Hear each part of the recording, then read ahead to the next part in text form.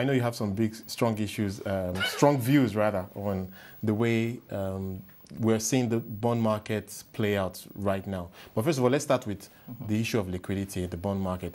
How have things changed over the last 1 year? I think that this is a very major problem. As with all markets, the federal government bond market needs to be strong, and it needs to lay the underpinning and be the foundation for all the other capital markets around it. That includes state government bonds, corporate bonds. It also includes derivatives. You can't have a derivatives market when you don't have a strong cash fixed income market. For the federal government market to be deep and liquid, the idea was that we would have primary dealer market makers who would make markets in all government bonds and consistently be there to make sure that there was liquidity in the market. This seems to have dried up to a very large extent. Currently, there are about 20 bonds that should have markets being called on. There are only actually 5 bonds being called. And then to get prices, they're interpolating other bonds. So at least now you can get information on what the interpolated prices are, but those are not trading prices.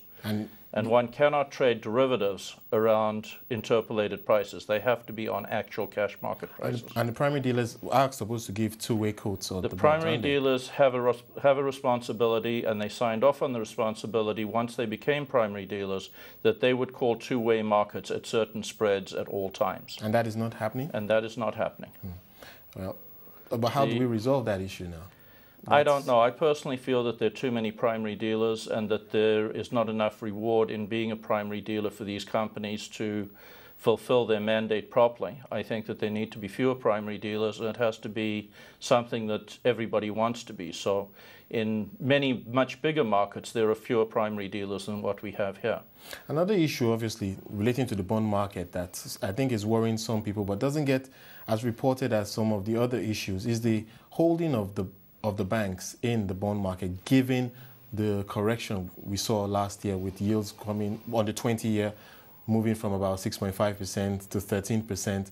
That is potentially huge losses on the books of these banks. There must be some huge losses on all of the market players, because everybody who brings their book to market should have accepted these losses. So we should see some fairly big losses.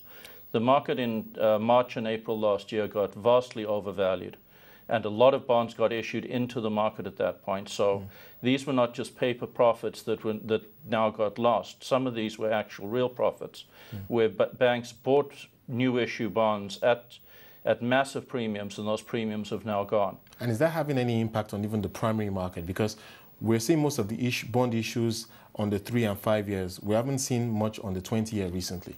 I don't know why the DMO has come back off the 20-year. Frankly, they have about 18% of their outstandings in the 20-year bonds at the moment. This is a pretty reasonable mix for where they are. I'm not averse to them not issuing 20 years right now. The concern that I have is that AMCON is issuing all their bonds in the 3-year area.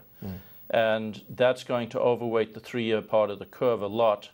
I think AMCON, ironically, may squeeze the federal government out in the 3-year part of the market and force them out further along the curve. I, as an investor, would prefer to be invested out closer to 10 or 20 years, because I don't think that'll be affected by the AMCON issuance. And obviously, AMCON is going to issue another 500 billion in bonds. They've already issued 1.3 trillion naira in bonds. What impact is this likely to have on the market, in your view? I think that's huge. I think that the short end of the market's going to get very tight. It can be mitigated by the central bank putting a lot of liquidity into the market so that there is liquidity to absorb the AMCON bonds. But if that doesn't happen, and there are a lot of moving parts here, if it doesn't all go very smoothly, you could find 3-year bond yields go very high. So we might see some volatility in the... And you should see a lot of volatility. Right. And the question then is also going to be, at what spread are the AMCON bonds going to trade above the government bonds? Or will they in fact trade above the government bonds? They may trade through them because of the liquidity.